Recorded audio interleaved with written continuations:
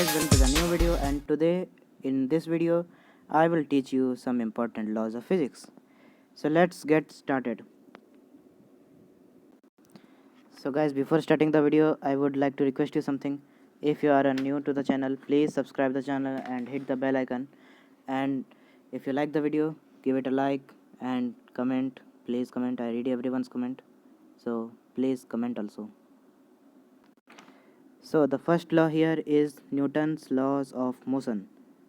And you know, Newton was a scientist from America, uh, and he was born in 1643. Okay, so what does his first law says? His first law says that everybody remains in a state of rest or of uniform motion along a straight line unless and until it is compelled by an external force.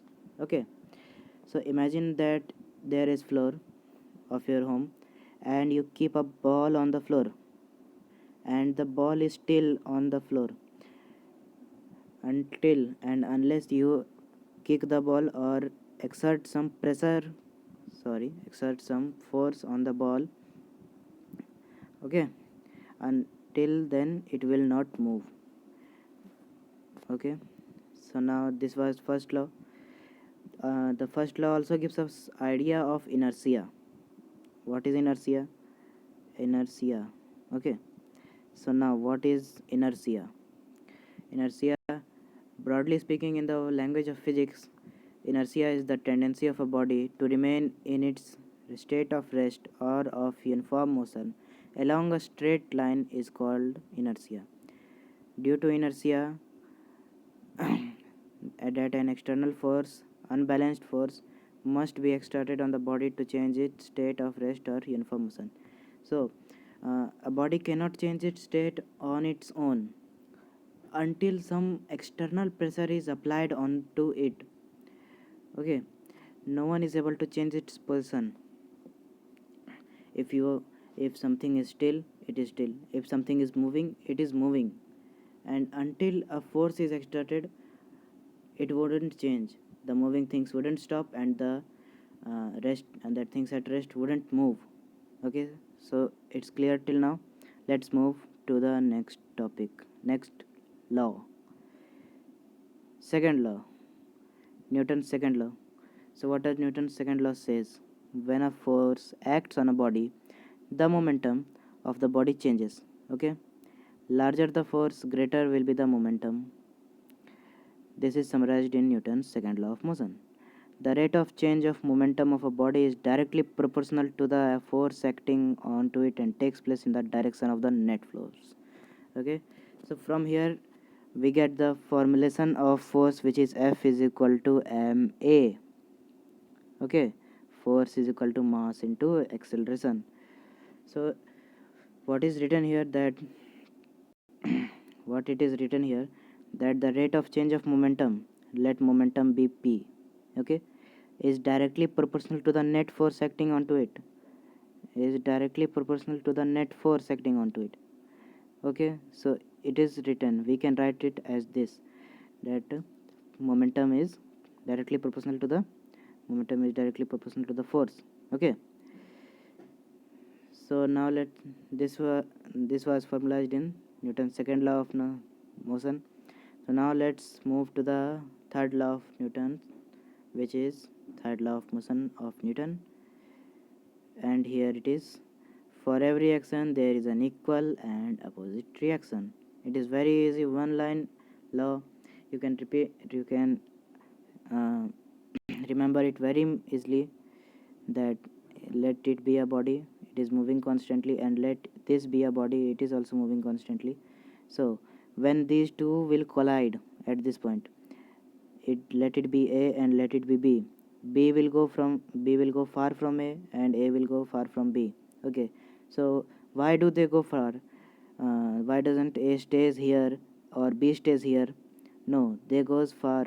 If they are moving with equal speed, and if they are not, they would go. Someone will stay and someone will go more far. Okay. Due to this is formalized in Newton's third law of motion. Okay, so now let's move to Newton's law of gravitation. So there is a story behind Newton's law of gravitation. How did Newton find the law of gravitation? One day Newton was sitting under the shade of an apple tree and an apple fell onto his head. He noticed the apple and he noticed that when he gave his law, he said that everybody will be in the state of rest until an external force is exerted on it. So why doesn't the apple stays in the air?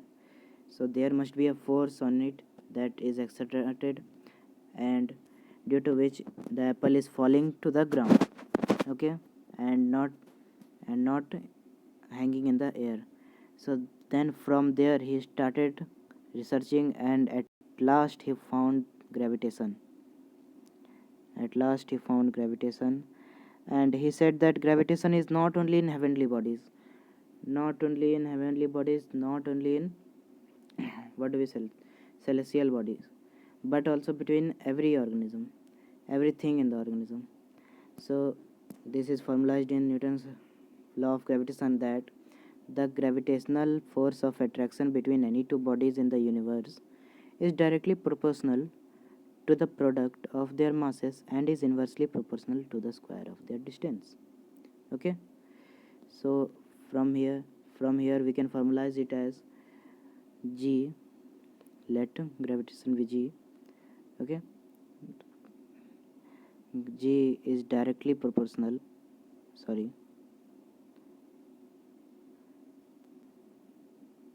G is directly proportional to the product of their masses, which means let the mass be m1 and the second be m2.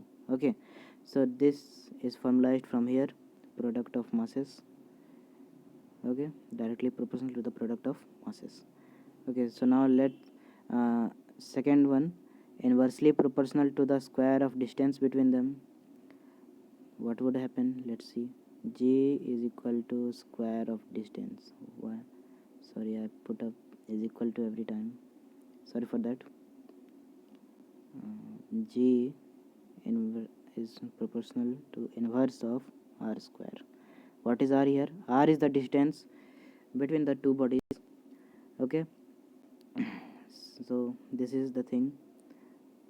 You may note it down. I'm again writing it. M1, M2. Okay, this came from the first law. Sorry, first line, and this came from the second, inversely proportional. Okay, let's move to the next point, next law, which is Pascal's law of transmission of fluid pressure. Okay, so you can see he is Pascal. He was a French scientist, and he was born in French on 19 June 1623. Okay, and when did he give the law? He gave it in 1647. Okay, so what is Pascal law? Pascal law says that an increase in pressure at any point inside a fluid at rest is transmitted equally and without any change in all directions to even every other points in the liquid. This is known as Pascal's law. Okay, this law is useful in designing instruments like Brahma press, hydraulic press, etc.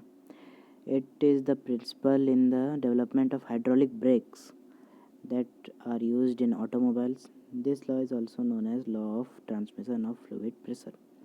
As told earlier, this law is also known as transmission law for transmission of fluid pressure. Okay, so now here a new word came, that what is hydraulic brakes, in the development of hydraulic brakes. So what are hydraulic brakes then? Now let's talk about hydraulic brakes. Suppose you have a big car, there is a bus. Suppose there is a bus. Okay, and the bus goes nearly about 90 kilometer per hour, and suddenly a cat run between. So the bus has to be stopped, or otherwise the cat would die by coming behind underneath the bus. So how did it stop? It has to stop with the help of hydraulic brakes. Okay, hydraulic brakes, they are used to apply powerful braking system to the vehicle, as ordinary lever braking system does not stop the vehicle in a required time. Okay, they are done to stop the vehicle immediately, or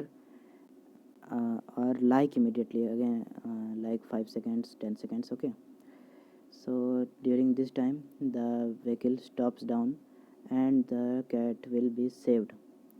This is the working of hydraulic brakes. Okay, Brahma press was invented by Thomas Brahma, an English scientist. Okay, so here you have formula. You have seen that Pascal's law: an increase in pressure at any point inside a fluid at rest is transmitted equally and without any change in all directions to every point in the liquid. Okay, so guys, that was all for today, and tomorrow I will bring second part of it. Second part means second laws, uh, more laws, like Archimedes law,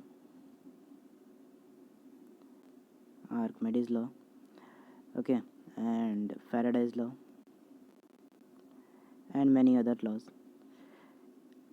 Okay, so till now, stay safe, stay home, and if haven't you subscribed, please subscribe the channel and hit the like button if you like the video. And for my very staggering voice, please comment down that you should not stagger.